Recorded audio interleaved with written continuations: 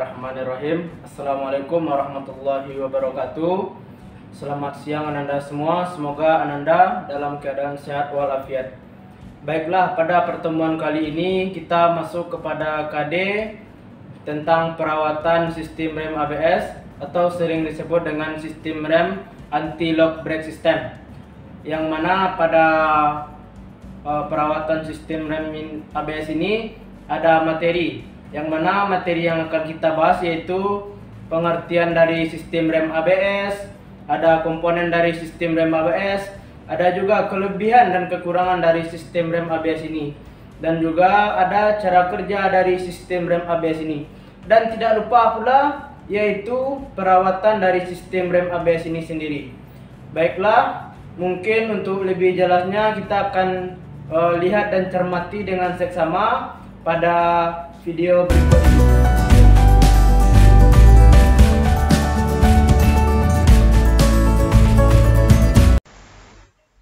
Baik, yang pertama ini kita masuk kepada pengertian sistem rem ABS, yaitu merupakan sebuah sistem pengiriman yang dapat mencegah roda mengunci pada saat Anda melakukan pengiriman mendadak. Baik, selanjutnya kita masuk kepada komponen sistem rem ABS. Yang pertama yaitu master silinder yang berfungsi untuk mengubah tekanan hidrolik dari gerakan mekanis yang dihasilkan oleh pedal rem.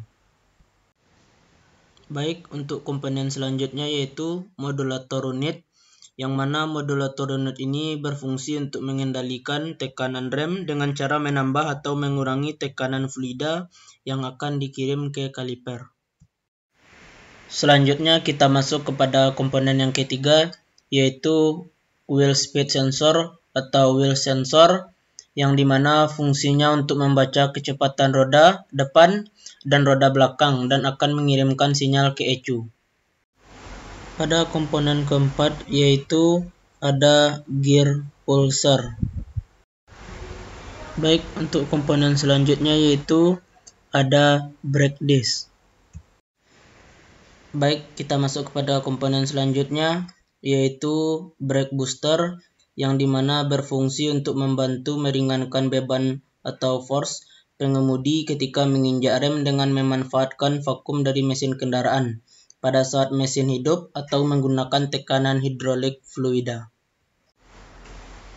Baik, itu komponen selanjutnya yaitu ada ABS control module, yang dimana fungsinya adalah untuk mengontrol modul yang bertugas sebagai perangkat untuk memproses kapan waktu katup digunakan dan beberapa lama waktunya.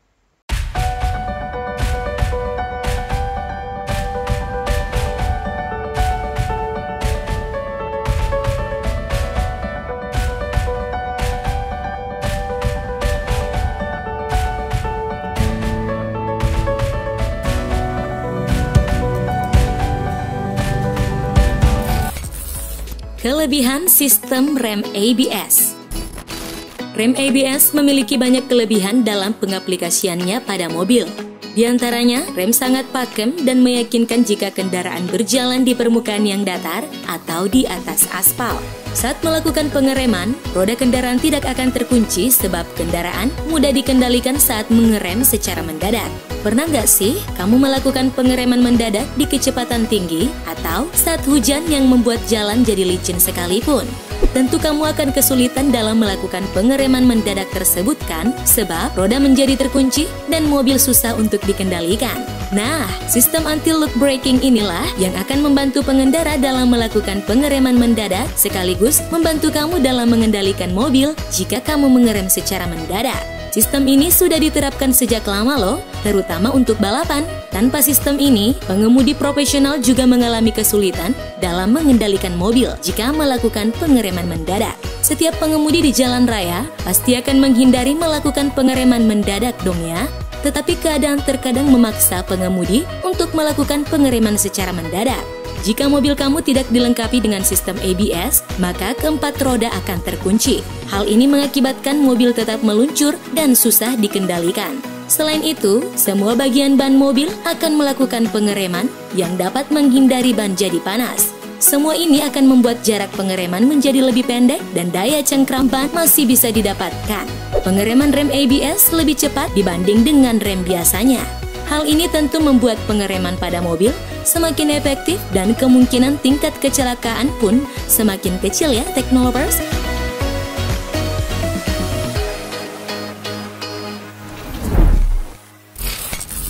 Kekurangan sistem rem ABS. Meskipun sistem rem ABS memiliki cukup banyak kelebihan, nyatanya sistem ini pun memiliki kekurangan loh, Teknolovers. Apa sajakah itu?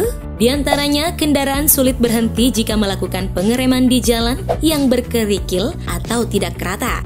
Hal ini justru berbanding terbalik jika sistem ini bekerja di jalan yang rata. Saat rem basah atau jalan di jalan yang tidak rata, rem justru menjadi tidak pakem dan kadang berbunyi mengerut. Selain itu, biaya yang lebih besar patut menjadi perhatian. Biaya perawatan relatif meningkat karena sensor pada roda membutuhkan pengecekan konstan. Yang patut disadari juga adalah karena rem ABS memanfaatkan sensor yang mengerem secara berulang-ulang, sehingga kemampuan ABS untuk memastikan pengereman justru menjadi tidak pasti. Terlihat dari ketidakkonsistenan kendaraan pada permukaan jalan yang berbeda di bawah kondisi berkendara yang berbeda serta bervariasi.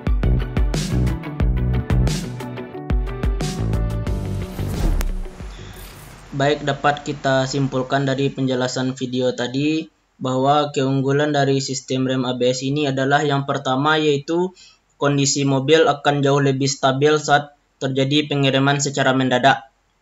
Yang kedua, proses pengereman akan lebih cepat jika dibandingkan dengan sistem rem konvensional dan juga tingkat kecelakaan akan lebih kecil. Yang ketiga, sistem rem ABS ini cocok digunakan untuk jalanan dengan medan yang licin, basah, ataupun berpasir. Dan untuk kelemahannya dari sistem rem ABS ini, yang pertama yaitu kinerja rem ABS akan kurang maksimal jika sensor yang ada pada sistem rem ABS terkena air atau basah. Dan yang kedua yaitu adanya risiko tabrakan jika terjadi pengereman jarak yang dekat. Yang ketiga yaitu sistem rem ABS tidak cocok digunakan untuk jalanan dengan medan yang tidak rata.